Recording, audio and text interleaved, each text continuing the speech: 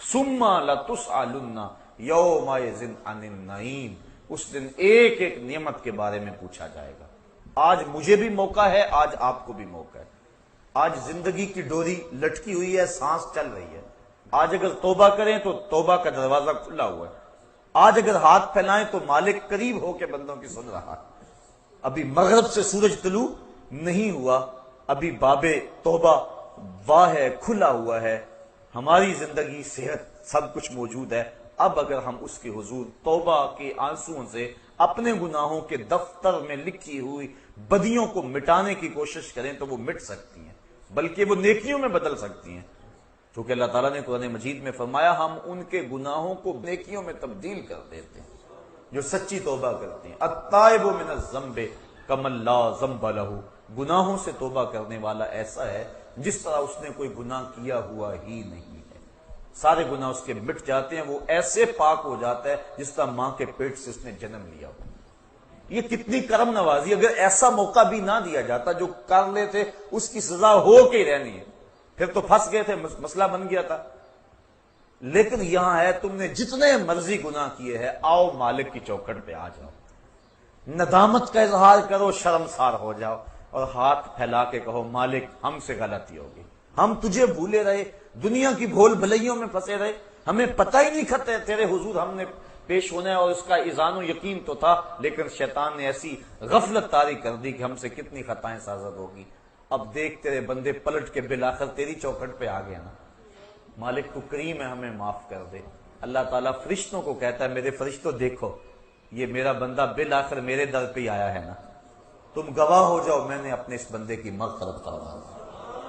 آقا کریم صلی اللہ علیہ وسلم نے ارشاد فرمایا جب کوئی بندہ جنگل میں جا رہا ہو تو جنگل کے اندر اس کا اونٹ گم ہو جائے، جس کے اوپر اس کے کھانے کا سامان بھی تھا اس کے پینے کا پانی بھی تھا، اور وہ سو گیا، اونٹ گم ہو گیا۔ اب وہ اٹھا دائیں بائیں دیکھا، اونٹ نہیں مل رہا، صحرا ہے، اب اس کا کھانا بھی وہی، پانی بھی وہی اسی اونٹ پہ۔ اب وہ موت کا انتظار کرنے لگا تھک ہار کے، اور اچانک اس کی آنکھ لگ گئی۔ پھر جب اس کی آنکھ کھلی تو اونٹ جو ہے وہ اس کے پاس کھڑا تھا، تو وہ بڑا خوش ہوا اور کہنے لگا اے اللہ میں تیرا رب اور تو میرا بندہ۔ کہنا تو یہ تھا نا کہ میں تیرا بندہ اور تو میرا رب۔